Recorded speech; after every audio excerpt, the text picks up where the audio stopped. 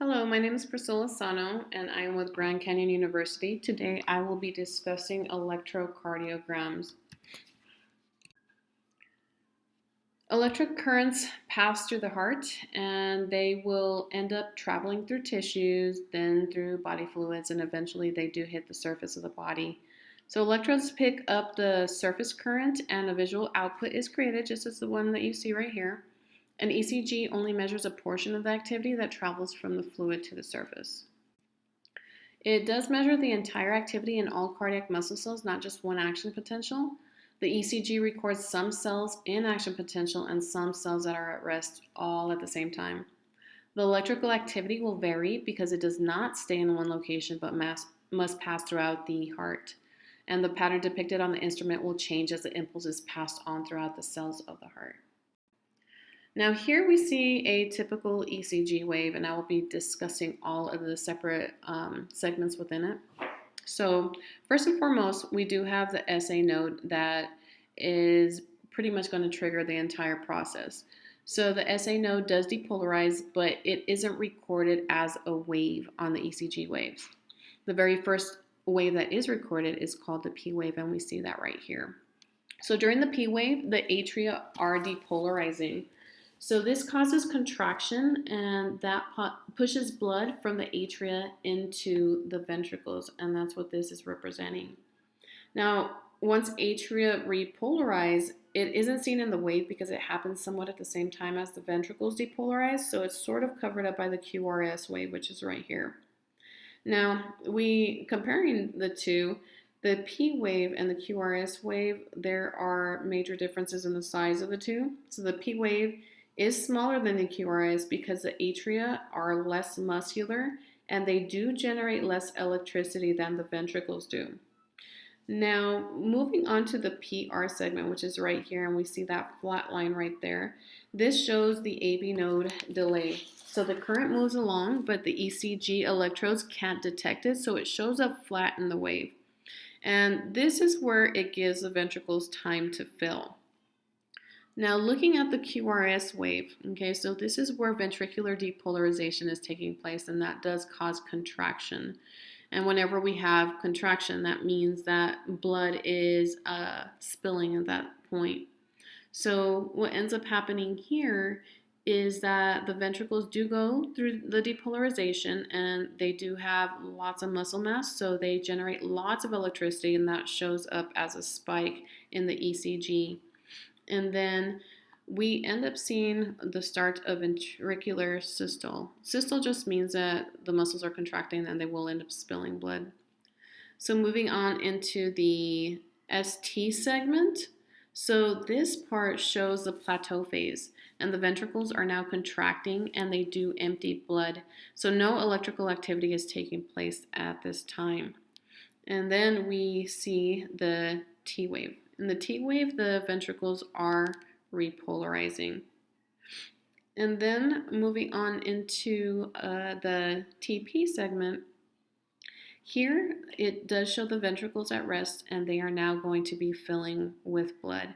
And this is called ventricular diastole. Diastole just means that the muscles will relax in order to be able to fill with blood. Now, eventually, what will end up happening is that another wave will ensue. So this process starts all over again with the SA node depolarizing, and then that causing the atria to depolarize and therefore causing that P wave. Abnormal ECGs. So the ECG does detect normal heart rate and rhythms, and it does detect abnormalities too. Faulty electrical output may lead to aberrant contractions. So cardiac rate, rhythm, and myopathies may contribute to abnormalities within the heart. Cardiac rate can be calculated. And all of this information literally is going to be used in order to explain this that we see right here. So I'll go ahead and explain what's going on.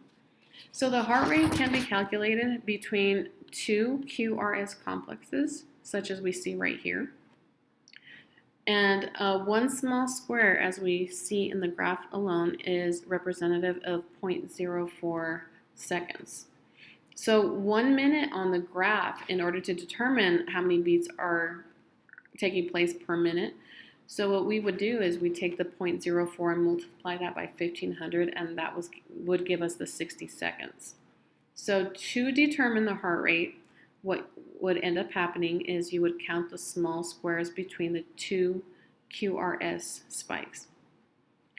So once we do have that number, what we will end up doing is taking the 1500, because that'll be how many squares it'll take us to equate 60 seconds, and we're going to divide that by the number of small squares in order to get an average of how many beats per minute are taking place. So 1500 divided by 10 would be 150 beats per minute. Now normal is seen as 60 to 100 beats per minute. More than 100 beats per minute does demonstrate tachycardia, and less than 60 beats per minute shows bradycardia. Cardiac rhythm. Rhythm issues are seen as irregular spacing between waves and are called arrhythmias. Rhythm issues affect heart rate, and they do include atrial flutter, atrial fibrillation, ventricular fibrillation, and heart block. So the very first one that we're going to look at under cardiac rhythm is atrial flutter.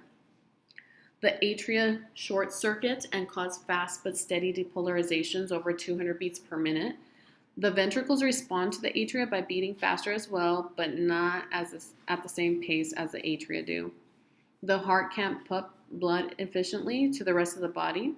Blood will move slower, and here we do run the risk of clots forming, and that can cause strokes. Without treatment, the ventricles can become weak, leading to cardiomyopathy and cause heart failure.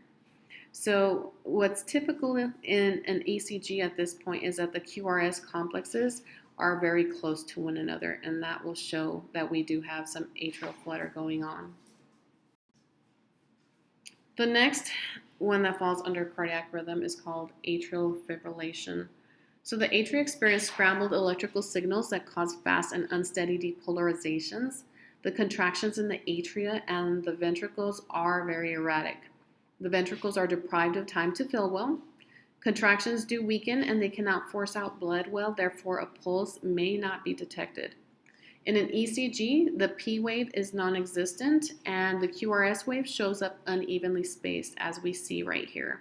So here we see them more spaced, whereas here they are closer together. Another thing to note is that the heart rate is more numerous than the pulse when checking for the two. In ventricular fibrillation, it's a conglomerate of impulses that are firing all over the ventricles and they end up quivering. The ventricles can't pump and brain damage and or death may manifest. CPR and an AED will help take the heart out of VFib.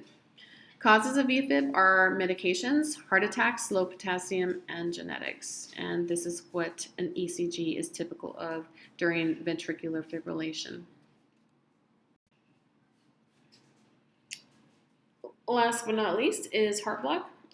Here, electrical signals from the sinus node do not pass through to the ventricles correctly, and this leads to them not being able to contract. So there are different heart block types. The first one is called first degree, and it's just where signals cross unhurriedly, so they cross somewhat slowly across.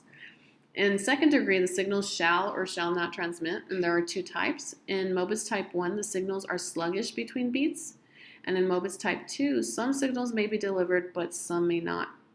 And then you have your third degree, which signals simply do not traverse, and the patient may die without intervention. And this is what's typically seen within heart block.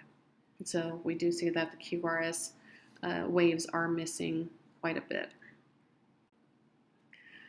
Now looking at cardiac myopathies, we are going to discuss myocardial ischemia.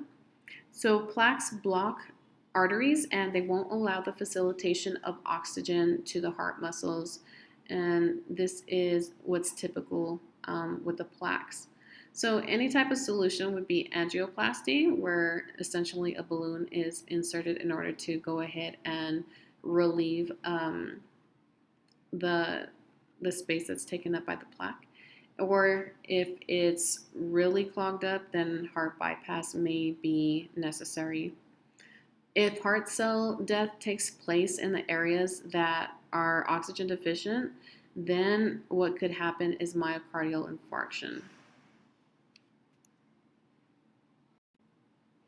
So in review, we have discussed ECG basics. We have looked at waves, at abnormal ECGs, cardiac rate, cardiac rhythm, including atrial flutter, atrial fibrillation, ventricular fibrillation, and heart block. And we also have discussed cardiac myopathies. I hope this information was helpful. Thank you very much.